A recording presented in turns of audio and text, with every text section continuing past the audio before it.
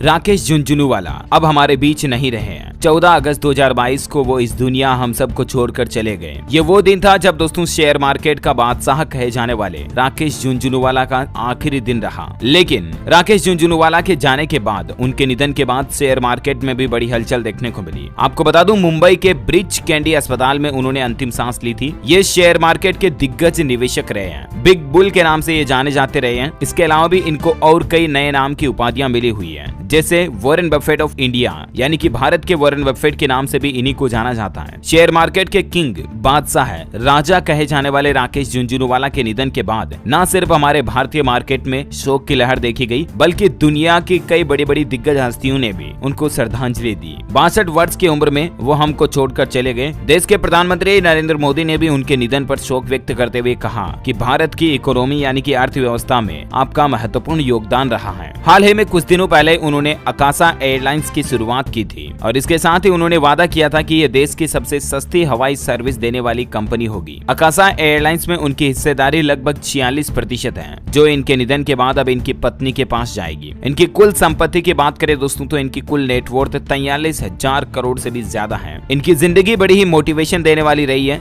युवाओं के लिए प्रेरणा के रूप में ये हमेशा जाने जाते हैं। महज 5,000 रुपए में इन्होंने अपनी जिंदगी की जर्नी की शुरुआत की थी। निवेश की शुरुआत सिर्फ 5,000 रुपए से की थी और आज जब ये इस दुनिया को अलविदा कहे तब इनकी नेटवर्थ 44,000 करोड़ रुपए के लगभग रही है। आप अंदाजा लगा सकते हैं कि इनका दिमाग कितना पावरफुल होगा। निवेश की दुनिया में ये साल 1985 में यानी 1985 में उतरे थे। सितंबर 2018 तक इनकी संपत्ति 11,000 करोड़ रुपए तक हो गई थी। वर्तमान में झुनझुनवाला की नेटवर्थ हम सभी बखूबी जानते हैं। ये दुनिया के 440वें सबसे अमीर शख्स भी हैं। राकेश झुनझुनवाला ने देश में सबसे सस्ती उड़ान देने का वादा करके ही अकाशा एयरलाइंस की शुरुआत की थी। यहाँ तक कि इसी महीने 7 अगस्त को मुंबई से अहमदाबाद के बीच अकाशा ने अपनी पहली उड़ान भी भरी। राकेश झुनझुनवाला ने शेयर मार्केट के कई टिप्स भी दिए, जिनके टिप्स से आज भारत में लाखों लोग करोड़ों रुपए कमा रहे हैं। झुनझुनवाला हमेशा रिस्क लेने की बात करते थे, क्योंकि शेयर मार्केट का मतलब ही दोस्तों रिस्क का पर्यायवाची इसे हम कह सकते हैं। उन्होंने लोगों को यकीन दिलाया कि स्टॉक मार्केट में बड़े चमत्कार भी हो सकते हैं। भारत का शेयर बाजार और इसमें निवेश करने वाले लाखों निवेशक सिर्फ इनके इशारे का इंतजार करते थे।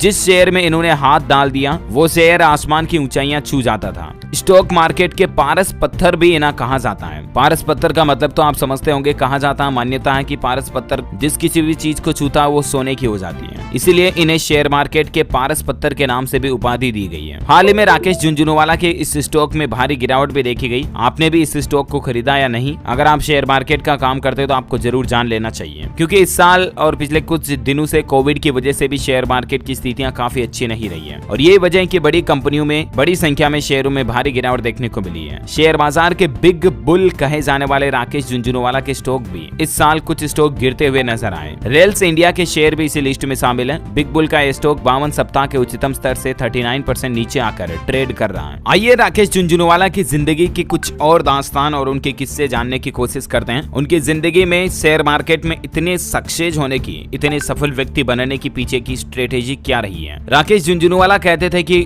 गलतियों से कभी न डरो। उन्होंने कहा था, शेयर बाजार में निवेश करने से पहले कई फैसले लेने होते हैं। कई बार फैसला गलत भी होता है, लेकिन आप डरेंगे तो फैसला नहीं ले पाएंगे। उन्होंने कहा था कि मुझसे भी गलतियां हो जाती हैं, लेकिन आपको ये ताकत रखनी चाहिए कि आप अपनी गलतियों को एक्सेप्ट कर सको। आप में वो हिम्मत होनी चाहिए कि आप अपनी गलतियों को स्वीकार कर सको। साथ ही उनका ये भी मानना था दोस्तों कि किसी भी कंपनी में निवेश करने से पहले उसके बारे में अच्छी तरह से रिसर्च कर लेनी चाहिए। वे कहते थे कि कंपनी के बिजनेस, बैलेंस शीट, उसके मैनेजमेंट और आगामी प्लान के बारे में आपको पूरी तरह से पता होना चाहिए। हालांकि अगर आप इंट्राडे ट्रेडिंग कर रहे हैं तो इसकी कोई खास जरूरत नहीं है। झुनझुनवाला हमेशा लॉन्ग टर्म इन्वेस्टमेंट की बात करते थे। नए निवेशकों के लिए वे कहते थे कि अगर यहाँ रहना है तो लंबी अवधि के लिए निवेश करें। बाजार में पेशियों को मैच्योर होने के लिए समय देना जरूरी है। वह निवेशकों से कहते थे कि बाजार में थोड़ा इंतजार करेंगे तो रिटर्न निश्चित रूप से मिलेगा। शेयर बाजार में कभी भी अपनी जिंदगी की कमाई का पूरा पैसा ना लगाएं। झुनझुनवाला कहते थे कि थोड़ा थोड़ा इन्वेस्टमेंट ही बेहतर रिटर्न की गारंटी देता है। किसी एक शेयर में पैसा लगाते समय अपनी रकम को कुछ हिस्सों में बांट लें और समय समय पर खरीदारी करें। अगर शेयर मार्केट मार्केट में गिरावट आती है तो खरीदारी जारी रखें, इससे आपकी खरीद का औसत घट जाएगा। साथ ही उनका यह मानना था दोस्तों की वैल्यू पर ध्यान दें। राकेश झुंझुनवाला कहते थे कि कभी भी कंपनी के शेयर की कीमत देखकर उसमें निवेश ना करें। जरूरी नहीं कि ज्यादा कीमत वाले शेयर आपको ज्यादा रिटर्न देंगे, बल्कि निवेश करते समय आपको कंपनी की वैल्यू देखनी चाहिए कि वाकई में कंपनी का फ्यूचर प्लान क्या है, कंपनी की सर्विस क्या है, कंपनी पब्लिक को क्या प्रोडक्ट दे रही है या क्या सर्विस अवेलेबल करवा रही है, ये सर्विस या प्रोडक्ट कितना वैल्यूएबल है, लोगों की जिंदगी में कितनी महत्वपूर्ण हिस्सेदारी रखती है ये कंपनी। इस बात पर डिपेंड करती है कि कंपनी की स्टेबिलिटी कितनी रहेगी और आपको नुकसान या घाटा कितना होने के चांसेस हैं। ये उनकी मूलभूत स्ट्रेटेजीज थी जिनकी बदौलत आज उन्होंने शेयर बाजार की बुलंदियां छुई। वाकई में ऐसी महान हस्तियां